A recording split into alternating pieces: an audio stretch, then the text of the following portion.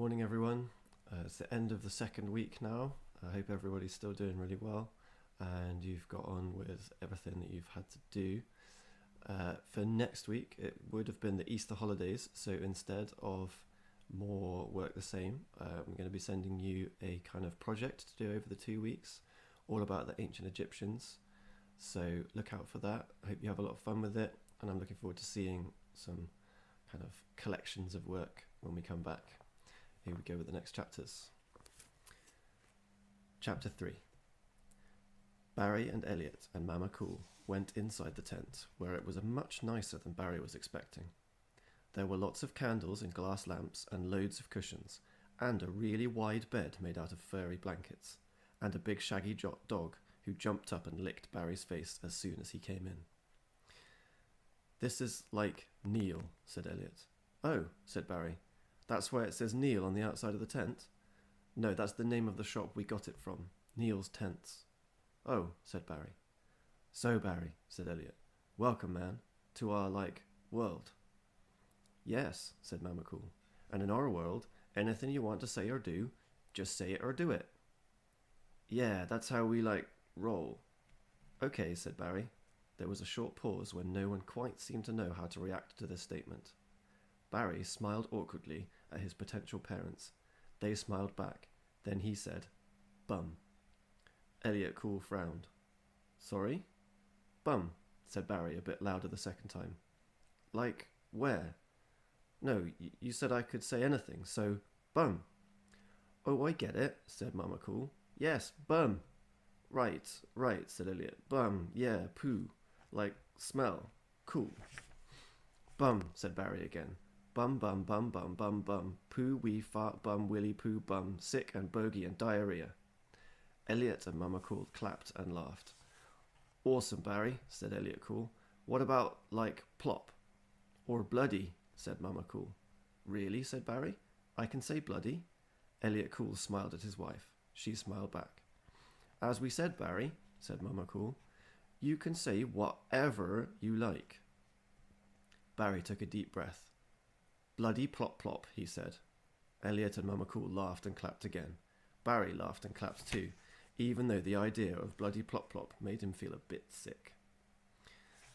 "Would you like something to eat, my lover?" said Mama Cool after Barry had finally run out of all the swear words he knew.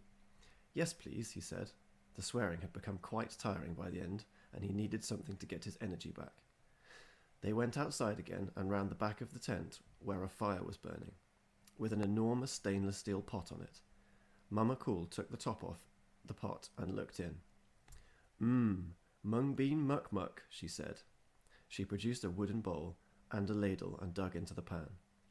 2 seconds later, Barry was staring at a meal of what looked like grimy yellow porridge.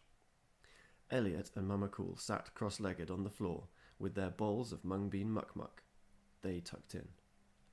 Mama," said Elliot, "this is the best muck muck ever." "Thank you, husband of mine. Hey, Barry, you're not eating." "Yes, Barry dug his spoon in. He raised the muck muck to his lips. He put it in his mouth. It tasted like a melted brick. There's a picture of them having their dinner. He felt he should do his best to eat it, otherwise, he thought, he'd seem rude. But then Barry remembered something about these parents and what they'd just said. "I don't want it," he said. Elliot and Mama Cool looked up from their bowls. "Sorry, Barry, man. Couldn't quite understand you," said Elliot. "It sounded like you said, me blah blah blah blah blah." Barry chewed as best he could for about 10 seconds, then shut his eyes and, forcing his throat open, gulped down the spoonful of muck muck. Mouth now clear, he said, "I don't want the mung bean muck muck. It's disgusting. Can I have sweets instead, please?" Elliot's spoon stopped halfway towards his mouth, and Mama Cool looked a tiny bit hurt. But, after a moment's pause, Elliot said, "Yeah, man, whatever. Let's get in the, bus." Chapter 4. They drove to the nearest village in the double-decker bus. Barry sat up on the top deck near the front, enjoying the view. The village itself looked familiar, and it was A big sign on the main road in said Bottomley Bottom, but before they got to the gates for Bottomley Hall, the bus turned off towards a high street where there was a shop called Bottom Sweets. It was an old-fashioned sweet shop like the ones in Barry's world which pretended to be old-fashioned sweet shops. A tinkling bell rang when he and Elliot and Mama Cool went in. Behind the counter were hundreds of high jars of old-looking sweets, pink and green and yellow, and frosted with sugary powders. It smelt of fruit, or at least of all the flavours of fruit that are impersonated by chemicals in sweets. A man stood behind the counter in a white coat, with the tips of a series of pens visible in his top pocket. He looked a little like peevish Jaunty Big Col, only this time he was bald and wore glasses. "Hello, Mr. Muddle," said Elliot. "Hello, Elliot. Hello, Mrs. Cool," said Mr. Muddle, nodding at each of them in turn and smiling. "What can I do for you today?" They gestured towards Barry, who was standing in between them. "This young man would like some, sweets," said Elliot. "Oh," said Mr. Muddle. "Well, that's what we specialise in here at Bottom Sweets." Continuing to smile, he lifted his arm, a little stiffly. He swung it behind him in what Barry realised was a grand gesture towards Bottom Sweets' collection of jars. "What would you like, young sir?" he said. "Sherbet bing-bongs, pear mists, strawberry slivers, chocky nits, salt henrys, bitey quarters, nutty drops, fizzy pearls, sugars? Do you have any sour sweets?" said Barry. Mr. Muddle's face broke into an even bigger smile. "Aha! A connoisseur of the taste contradiction, are we? A delighter in the mouth dichotomy? A savourer of flavour danger? Pardon? You like sour sweets? Yes. Right. Well, we stock all the usual. Toxic death, sour bads, mouth pursers, etc., etc. But," he produced from his pocket a large gold key, "I suspect that with a sourer of your level, we need to go sourer, eh? We need to turn the sour dial up to 13. "Yes, please," said Barry. Mr. Muddle smiled even wider and bent down under the counter. They could hear the sound of a key going into the lock. It was very clanky. Then, what sounded like a rusty metal door being opened slowly and creakily, as if Mr. Muddle was opening the door to a haunted house rather than a sweet container. Said Mama Cool. "These sweets, will they be—" "Yes," said Barry. "Nothing," she said. "Do what you want." Mr. Muddle's face appeared above the counter, his grin now looking quite mad. He held in his hand a plastic tube. The tube was covered in skulls and radioactive signs. He turned it round to display what it was called, at the same time saying the name out loud. "A-bombs," he said in a deep, frightening voice, where the A stands for acid. "Great," said Barry, taking the tube. "Beware," said Mr. Muddle, still in the same voice. "Beware the sour sensation beyond anything ever conceived before. More power." "These'll be fine," said Barry, and he opened the tube and popped one into his mouth. Now, in his world, Barry thought of himself as something of a sour-sweet champion. He prided himself, when Lucas and Taj were around, on eating even the sourest of sweets and not reacting. On looking, in fact, as if nothing at all was going on behind his lips. For the first 5 seconds of the A-bomb, it was all business as usual. Mr. Muddle and Elliot and Mama Cool looked on, clearly concerned. Mr. Muddle said, I was going to suggest you just took a little lick to begin with." But Barry kept sucking on the sweet while doing a no-problem shrug like he did at home. And then his mouth exploded. Chapter 5. It was actually like someone had dropped a real atom bomb on Barry's tongue.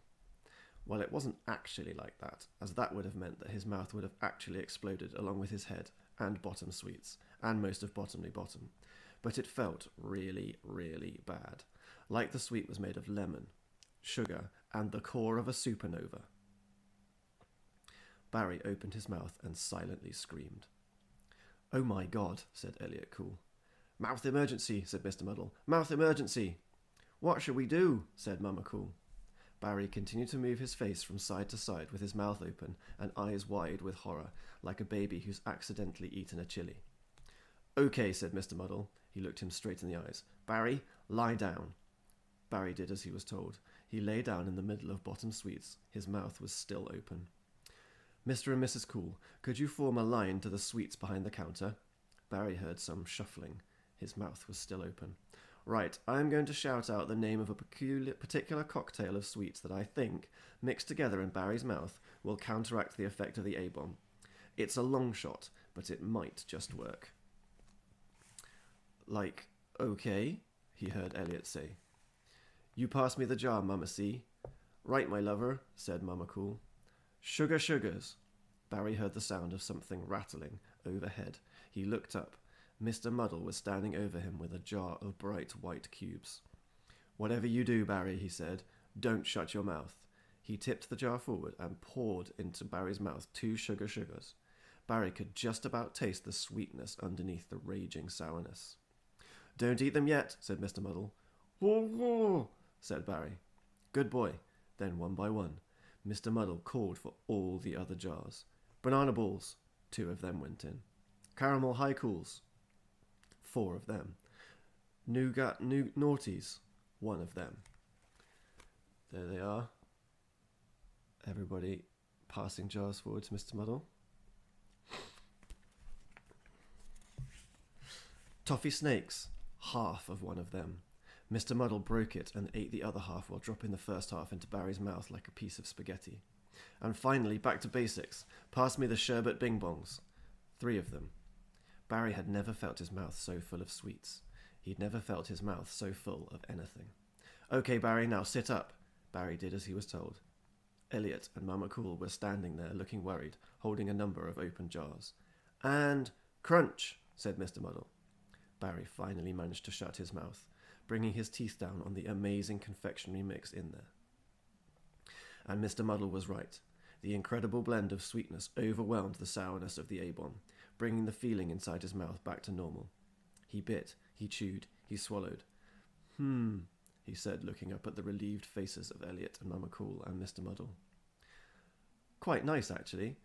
Can I have another A-bomb?" That's it for today. I hope you guys have a great weekend, and I will send you another video on Monday. Bye.